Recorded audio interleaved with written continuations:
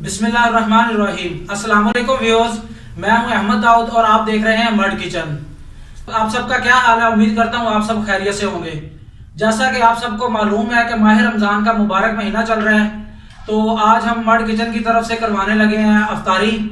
تو افطاری میں آج ہم سب سے پہلے بنانے لگے ہیں چکن قورمہ۔ تو آئیے دیکھتے ہیں ہمیں چکن قورمہ بنانے کے لیے کن کن چیزوں کی ضرورت ہے۔ تو چلے آئیں سٹارٹ کرتے ہیں۔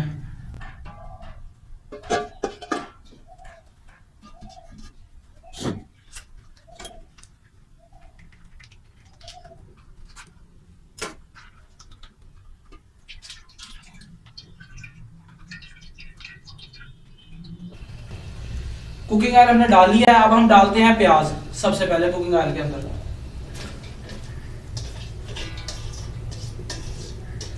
پیازوں کو ہلکا براؤن ہونے تک ہم ان کو فرائی کریں گے۔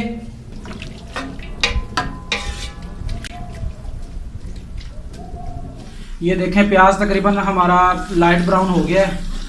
اب ہم اس کے اندر ڈالتے ہیں اپنا ادرک لہسن کا پیسٹ۔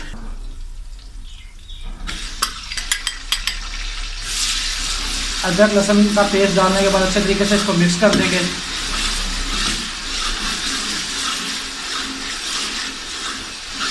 اور اس کو تھوڑا سا مزید براؤن کریں گے۔ جی ہمارے پیاز اور لہسن ادرک براؤن ہو گئے ہیں۔ اب ہم اس میں ڈالتے ہیں ٹماٹر اور ہری مرچیں، جو کہ ہم نے پہلے سے کاٹ کے رکھی ہوئی ہیں۔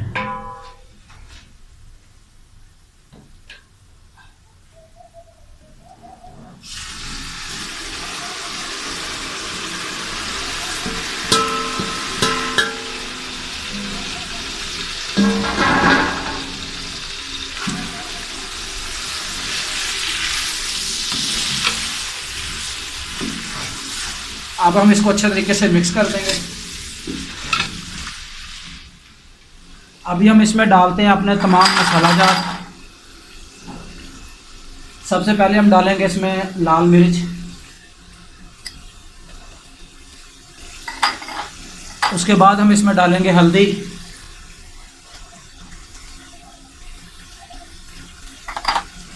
اس کے بعد پسی ہوئی مرچ لال بیج والی، نمک حسب ذائقہ،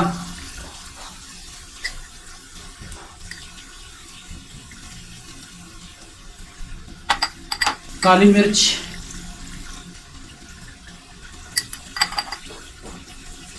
زیرہ اور خشک دھنیا کا پاؤڈر۔ اب اس کو اچھے طریقے سے مکس کر دیں گے۔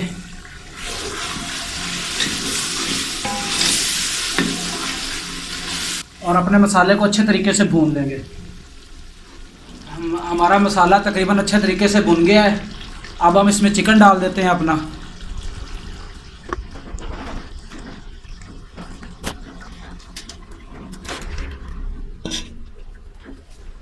چکن ڈالنے کے بعد ہم اس کو اچھے طریقے سے مکس کر دیں گے اس کے اندر۔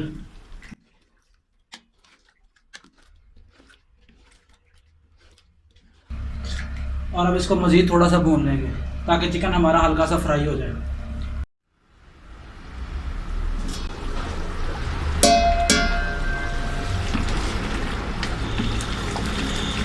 ماشاءاللہ ماشاءاللہ ہمارا قورمہ بہت مزے کا بن رہا ہے، بہت پیاری خوشبو آ رہی ہے۔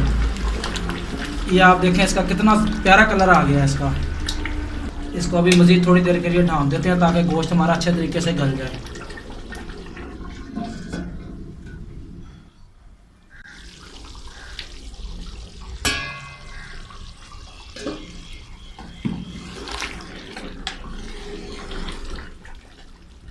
الحمدللہ ہمارا چکن اچھے طریقے سے تیار ہو گیا ہے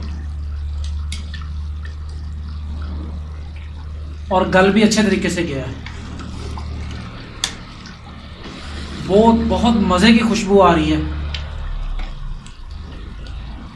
کلر بھی آپ دیکھیں اس کا کتنا پیارا آیا ہے۔ اب ہم اس میں ڈال دیتے ہیں دہی، اور دہی کے اندر ہم نے ایک پیکٹ ڈالا ہوا ہے قورمے مسالے کا، وہ ہم نے اس میں ڈال کے اچھے طریقے سے حل کیا ہوا ہے۔ اور اب ہم اس میں دہی ڈال دیتے ہیں اپنا۔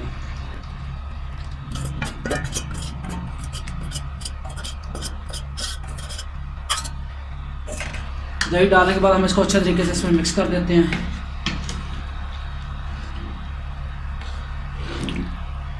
اس ٹائم پہ بہت نازک صورت حال ہوتی ہے. آپ نے چمچہ بڑے حساب کے ساتھ چلانا ہے تاکہ آپ کی جو بوٹی ہے وہ ٹوٹے نہ, کیونکہ یہ ہم نے قورمہ بنایا ہے. اگر ہم کڑھائی وغیرہ بناتے ہیں تو اس میں ہم چکن کو پہلے فرائی کر لیتے ہیں, تو فرائی کرنے سے بوٹی تھوڑی سی ہماری ہارڈ ہو جاتی ہے, وہ نہیں ٹوٹتی. لیکن جب قورمہ وغیرہ بناتے ہیں تو اس میں چکن زیادہ فرائی نہیں ہوا ہوتا, اس لیے ڈر ہوتا ہے کہ ہماری جو بوٹی ہے وہ ٹوٹ نہ جائے. بڑے حساب کے ساتھ چمچہ چلاتے ہیں. ابھی ہم اس کو تھوڑی دیر اور پکنے دیں گے تاکہ جو ہم نے اس میں دہی اور قورمہ مسالہ ڈالا ہے وہ اچھے طریقے سے مسالے کے اندر شامل ہو جائے اور پک جائے. الحمدللہ ہمارا قورمہ بالکل تیار ہو گیا ہے. یہ آپ دیکھ سکتے ہیں اس کے اوپر آئل بھی آ گیا ہے, اچھے طریقے سے یہ پک گیا ہے. اب بہت پیاری خوشبو آ رہی ہے. اینڈ لاسٹ میں ہم اس کے اوپر اس میں ڈالیں گے گرم مسالہ پسا ہوا.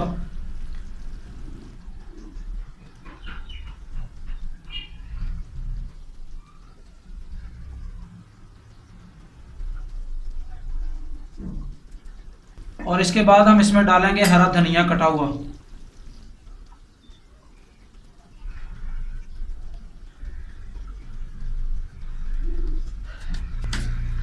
چکن قورمہ ہمارا تیار ہو گیا ہے. تو اب ہم چلتے ہیں چکن پلاؤ کی طرف. آج ہم افطاری میں ساتھ میں چکن قورمے کے ساتھ چکن پلاؤ بھی ہمارے مینیو میں شامل ہے.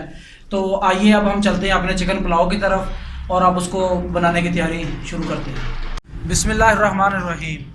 جی اب ہم اپنا چکن قورمہ بنانے کے بعد چکن پلاؤ بنانے کے لیے آ گئے ہیں. تو آئیے اب ہم اپنا چکن پلاؤ بنانا سٹارٹ کرتے ہیں. پتیلے کے اندر ہم اپنا پیاز ڈالتے ہیں, براؤن پیاز. اس کے بعد ہم ڈالتے ہیں اس میں ٹماٹر. اس کے بعد ہم اس میں ڈالیں گے, یہ ہم نے گرینڈ کیا ہوا ہے ادرک, لہسن اور ہری مرچ. یہ ہم نے اس کو اچھے طریقے سے پہلے گرینڈ کر لیا تھا اور اس کو اب اس کے اندر ڈال دیتے ہیں. اور اب ہم اس میں ڈالیں گے گرم مسالہ ثابت. اور اس کے بعد ہم اس میں ڈالیں گے نمک. اس کے بعد ہم اس میں ڈالیں گے سرخ مرچ کٹی ہوئی بیج والی جو ہوتی ہے, دھڑا مرچ بھی بولتے ہیں جس کو. سفید سرکہ, بناسپتی گھی.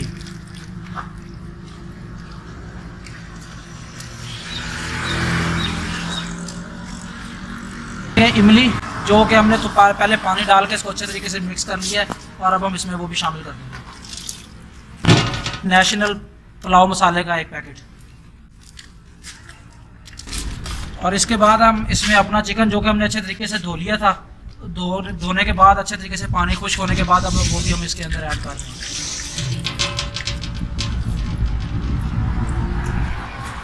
جی ہم نے چولہے میں آگ بھی جلا لی ہے اور پتیلا چولہے پہ چڑھا لیا ہے. سامان وغیرہ ہم نے سارا پہلے چولہے میں اپنے پتیلے میں ڈال لیا تھا.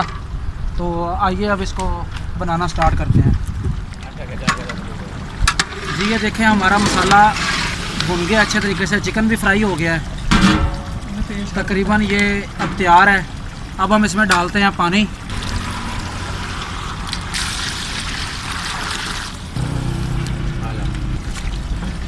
پانی ڈالنے کے بعد اب ہم اس میں ہم نے یہ پودینہ اور لیموں کاٹے ہوئے ہیں وہ ہم اس پانی میں ڈال دیں گے.